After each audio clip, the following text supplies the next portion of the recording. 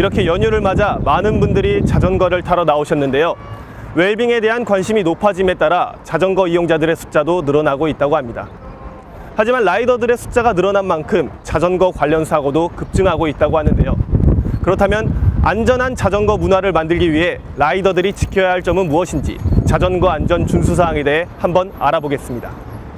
통계청에 따르면 연간 16,000여 건의 자전거 사고가 일어나고 200여 명이 자전거 사고로 인해 사망하고 있습니다.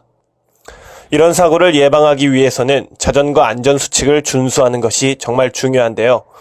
행정안전부에서는 자전거 라이더들을 위해 보호장구 착용, 휴대전화 사용 금지, 야간 전조 등 후미등 점검, 안전속도 준수, 음주운전 금지라는 5대 안전수칙을 선정한 바 있습니다. 자전거를 타시면서 사고 날 뻔한 적이 있으신지? 예, 금방 오면서 집사람이 사고 날 뻔했어요. 네, 어떻게 하다가 사고가 살짝 부딪혔는데 한 줄로 타야 되는데 여자분하고 둘이 오면서 나란히 타가지고 살짝 부딪혔거든요. 집사람이 상대방에서 두 줄로 타가지고 한 줄로 타야 되는데 이렇게 좁은 도로에서 두 줄로 오게 되면 중앙선을 침범해 반대편에서 오는 라이더와 사고가 날 수 있는 상황이 발생할 수 있습니다. 또 사고를 예방하기 위해 자전거를 타기 전에 핸들, 바퀴, 브레이크를 점검하는 것 또한 필수입니다. 하지만 현장에서 보호장구를 착용하지 않은 분들을 심심찮게 만나볼 수 있었습니다. 가장 중요한 헬멧은 물론 무릎 보호대, 팔꿈치 보호대 등을 착용하지 않은 분들이 많이 눈에 띄었습니다. 한번 헬멧이 환불될 때까지 넘어진 적이 있고 그 다음에는 허리 부러지고 그 다음에는 또 갈비뼈가 나가보고. 그래도 왜 그런 거예요? 어떤 사고로요? 제가 속력을 너무 무리하게 내가지고 앞바퀴에 돌발 사고 났을 때 그렇게 사고가 나고 헬멧이 환불됐고. 과속금지, 안전거리 유지 또한 매우 중요한 부분입니다. 과속주행은 언제나 큰 사고로 이어질 수 있는 위험이 있습니다. 특히 자전거 전용 도로에서 사고가 날 경우 과속에 따라 과실 비율이 정해지기 때문에 과속에 의한 사고가 나지 않도록 항상 주의해야 합니다. 그렇다면 자전거 사고를 대비해 라이더들이 보험을 가입했는지에 대해 시민분들께 물어봤습니다. 자전거 보험에 대해서 알고 계신가요? 예, 보험에 대해서 듣기는 들었는데 지금 특별히 가입하거나 이런 건 없습니다. 자전거 보험에 대해서 혹시 알고는 계셨는지? 몰랐어요. 아직까지는요. 이렇게 라이더들에게 사고가 얼마든지 일어날 수 있다는 것을 인지하고 있지만 대부분의 라이더들은 보험에 가입하지 않거나 자전거 보험의 존재 여부도 알고 있지 못했습니다. 보행자 전용인 횡단보도를 건너는 경우에는 자전거에서 내려 자전거를 끌고 보행해야 하는 것이 법입니다. 하지만 대부분의 라이더들이 횡단보도를 건널 때 자전거를 탄 상태에서 건너는 경우가 많았습니다. 자전거는 현행법상 탔을 때 차에 해당됩니다. 횡단보도에서 자전거를 탄 상태로 사고가 날 경우 차량과 차량 또는 사람과 차량의 사고로 인정되기 때문에 상당한 부분의 과실을 부과받게 됩니다. 게다가 전조등도 없이 다니는 분들도 많이 있어서 가로등이 없는 곳에서는 굉장히 위험해 보였습니다. 자전거 5대 안전 준수사항에 있을 만큼 전조등이 없이 어두운 곳에서 시야가 확보되지 않은 상태로 라이딩을 하는 것은 상당히 위험한 행위입니다. 지금까지 자전거 전용 도로를 따라오며 많은 시민분들을 만나볼 수 있었습니다. 그중에는 자전거 안전수칙을 지키지 않는 많은 라이더분들과 과속이나 중앙선 침범으로 사고를 당한 분들도 만나볼 수 있었습니다. 우리가 안전한 자전거 문화를 만들기 위해 자전거 안전수칙을 준수하는 올바른 시민의식이 필요해 보입니다. 지금까지 교통뉴스 최준기였습니다.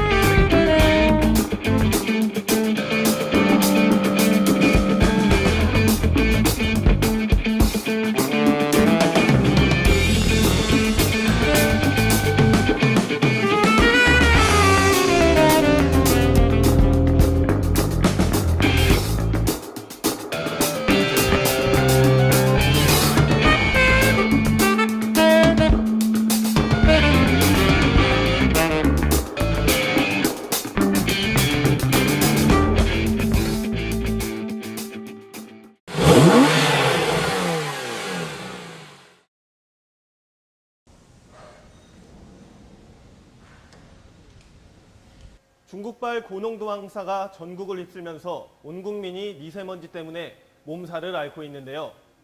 초미세먼지는 우리나라를 환경위험국보다 더 치명적인 호흡곤란 국가로 지칭하는 불명예를 안겨줬습니다. 나쁨과 매우 나쁨 사이를 오가는 미세먼지 농도 수치를 피해 창문을 꼭꼭 닫거나 공기청정기 구입이 급증하는 등 다들 자구책 마련에 나서고 있는데요. 물은 사서 마실 수 있지만 공기는 보관과 공급이 어려워 사실상 수입이 불가능하기 때문입니다. 교통사고 다발국에 하나 더 추가된 호흡곤란이라는 오명은 도로 곳곳을 달리는 자동차 탑승자를 대상으로 뇌질환과 심혈관, 폐질환 타깃으로 삼는 또 다른 위험 요인을 동반하고 있기 때문인데요. 호흡기 질환 예방에 비상이 걸리면서 어린이가 있는 가정과 자동차는 더 꼼꼼한 대책이 필요한 만큼 자동차 정비 관리 전문가와 초미세먼지 습격으로부터 자동차 탑승자 건강을 지키는 방법을 알아보겠습니다. 창문을 꼭 닫으면 미세먼지 유입을 막을 수 있을까요?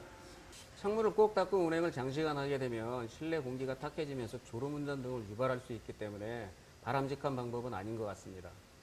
그렇다면 어떻게 자동차 관리를 해야 할까요?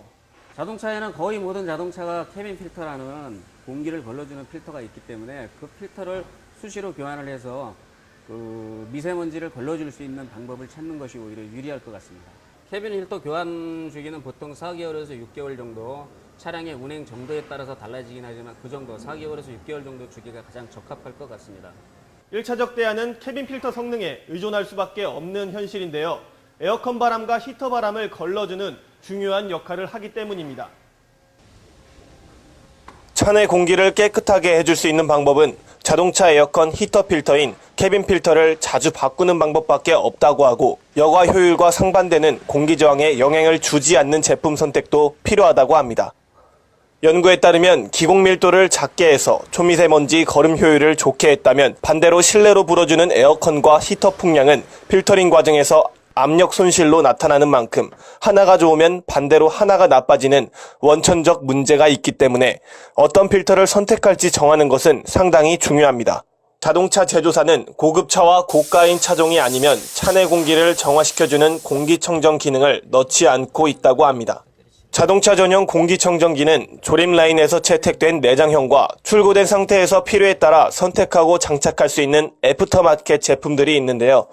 가장 중요한 건 차내로 들어온 초미세먼지를 어떤 기능으로 얼마나 거르고 정화시켜서 탑승객들에게 깨끗한 공기로 돌려줄 수 있느냐입니다.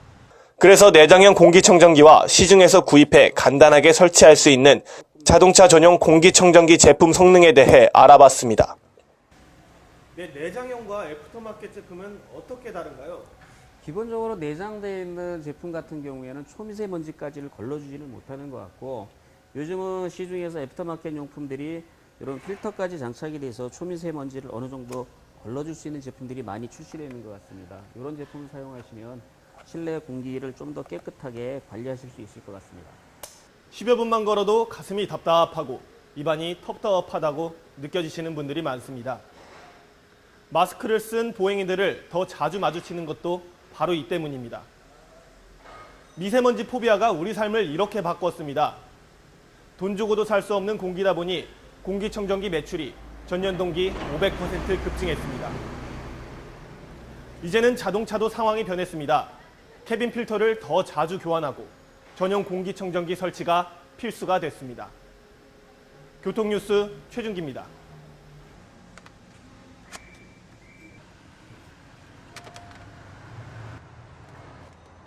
교통뉴스 5월 둘째 주 퀴즈입니다. 주간 뉴스 281회에서 공기를 걸러주어 미세먼지를 걸러주는 데 도움이 되는 캐빈 필터의 교환 주기로 가장 적합한 주기는 언제일까요? 정답 아시는 분은 카티비뉴스.com 퀴즈 메뉴에 올려주시기 바랍니다. 당첨 시청자께는 카렉스 자동차 케미컬 세트 상품을 보내드립니다. 이번 주 당첨은 강원도 횡성군 안산이십니다. 시청자 여러분의 많은 참여 부탁드립니다.